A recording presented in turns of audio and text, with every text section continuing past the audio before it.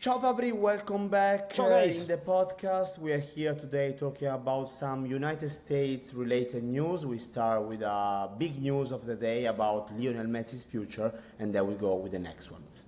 Yes, because Inter Miami have left the Club World Cup in the US, but obviously Leo Messi is staying as part of the Inter Miami team for this season to continue at Inter Miami. But we had many rumors in the last 24-48 hours, so right after the loss against Paris Saint-Germain, on a potential future elsewhere for Leo Messi before the start of the World Cup in 2026 in the United States. So many stories about that topic, but what I can tell you is the message I got directly from official sources at the club at Inter Miami, and Inter Miami sent a very clear message about that. They say in this statement we got from the club that their plan and their intention is to continue with Leo Messi, that they feel that is exactly the same from player side, so that they are aligned on this desire to continue together. I can also add to this that the intention at Inter Miami is also to build around Leo Messi. Of course, it means that Leo will be the superstar, but also to add more players in the upcoming windows to improve the squad,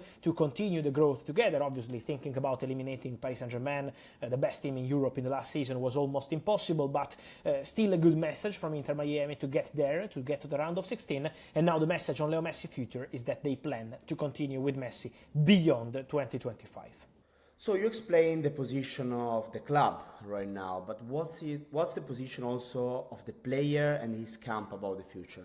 Look, I can tell you that as soon as I got the statement from Inter Miami, I was also checking on player side, and from player side I got exactly the same informations and the same message. So we can say that the official position of Inter Miami, but also of Leo Messi and his father, his agents, his camp, all people close to Leo Messi is exactly on the same message, and this that Leo Messi is absolutely happy at Inter Miami and with the intention to continue at the club. So they are on the same page, they go in the same direction.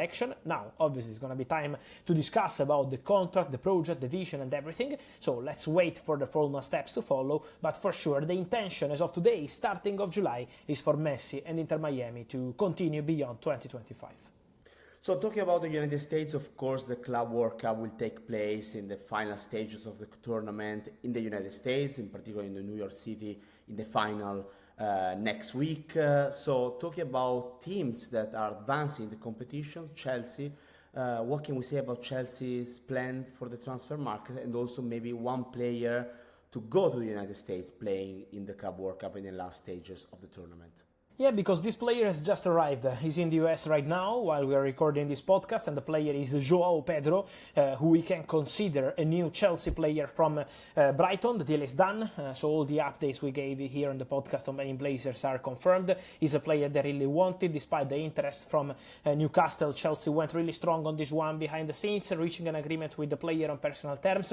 Joao Pedro only wanted Chelsea. He will sign a 7-year contract. The medical is already okay and done, and so we can consider Joao Pedro as one more addition after Liam Delap for attacking positions at Chelsea. Don't forget that William Estevao is also joining after the Club World Cup from Palmeiras, so Chelsea are building something special for their attacking package. And also it's important to mention that for Joao Pedro the final transfer fee is going to be £55 million plus 5 in add-ons. As you mentioned, the player will be already available for the Club World Cup starting from the quarterfinals, so from the next game at the end of this week. And so for Chelsea, one more excellent addition, a player wanted by many clubs. Joao Pedro is going to wear blue next season.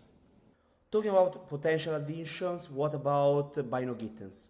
Yeah, Bynoe-Gittens is another done deal. We can honestly say that Chelsea in 48 hours, basically over the weekend, spent more than £100 million on these two players, but these are two excellent additions. We said about Joao Pedro, but Jamie Bynoe-Gittens is another player who was wanted by several clubs, including Bayern, and is a player who always wanted to go to Chelsea. A 7-year contract agreed. Also, in this case, the contract was already agreed before the start of the Club World Cup. Then was not possible for Chelsea to reach an agreement with Borussia Dortmund before the start of the competition, but they always remained in direct contact with Borussia Dortmund. Medical done also in this case, waiting for the contracts to be signed, but everything is okay. Bynoe-Gittens will go to Chelsea, is one more excellent addition also in terms of potential, a player for present and future. This is always the strategy of Chelsea, and so we can say that Joao Pedro and Bynoe-Gittens will be part of this project for Enzo Maresca. So you mentioned that Chelsea spent basically over 100 million over the weekend, but why Chelsea decided to sign these two players right now? Because they believe they are ready to make an impact immediately, and that's really important. So it's not just the potential, it's also the impact they can make immediately for the squad already this season with Champions League football and obviously Premier League and all the other competitions.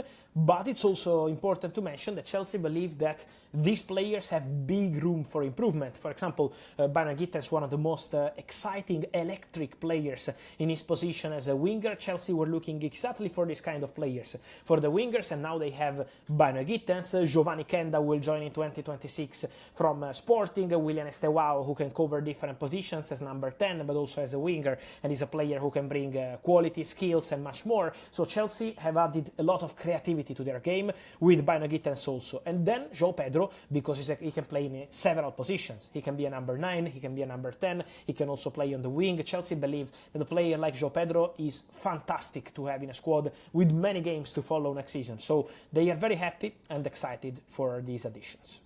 Do you think that Chelsea are done with the transfer strategies and the transfer window this summer or not? Look, I don't think so. I think Chelsea will do more.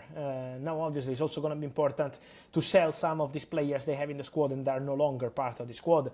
We could spend hours here mentioning them, but from Sterling to João Felix to Axel Disasi, Armando Broja, and many others, Chelsea are prepared to get rid of several players because they are no longer part of their project. So exits will also be important in this moment of the summer transfer window. But Chelsea want to do more.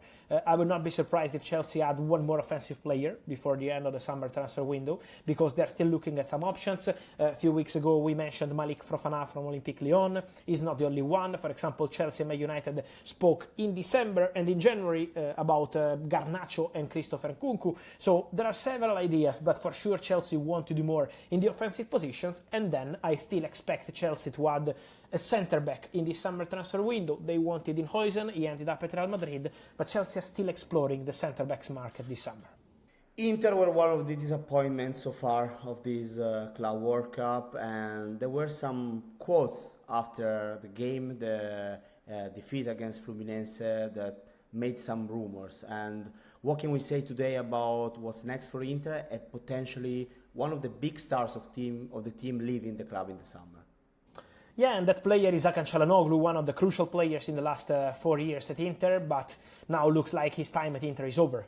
So what happened after the game, as you mentioned, is some really strong quotes. First of all, from the captain, Lautaro Martinez, mentioning how some players maybe don't want to stay at Inter. This is what Lautaro said, and for those who don't want to stay, well, thanks and goodbye, but we only need players, these are the words from the captain, who want to stay here, who want to fight for important titles at this club. So very strong message.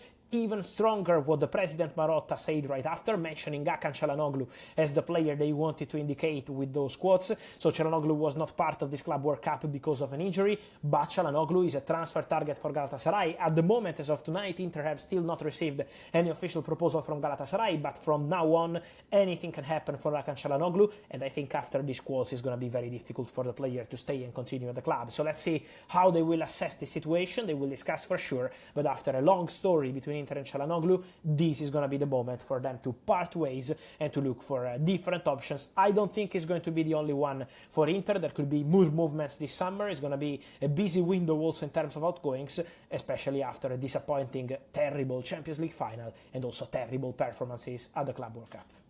Bayern Munich are working to sign a new player. I'm talking about Nick Woltemade, also from the States, because that's where Bayern are right now.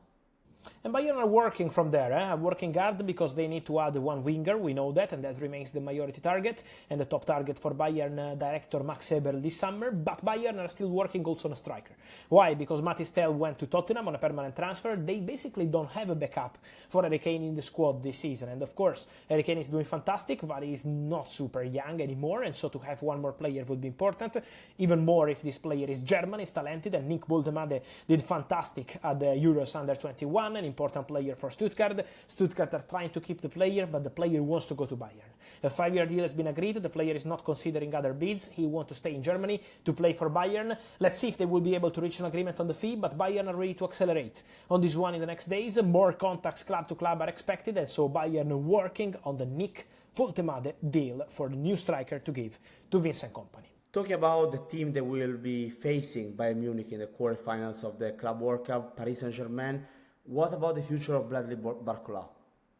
Look, for Barcola, Barcola was one of the main targets for Bayern this summer. When we mentioned the winger, Barcola is a player they would still love to add to the squad this summer. The real problem, the issue, is that Paris Saint-Germain, and especially the president also, Nasser Al-Khelaifi, informed Bayern that they don't want to sell Barcola.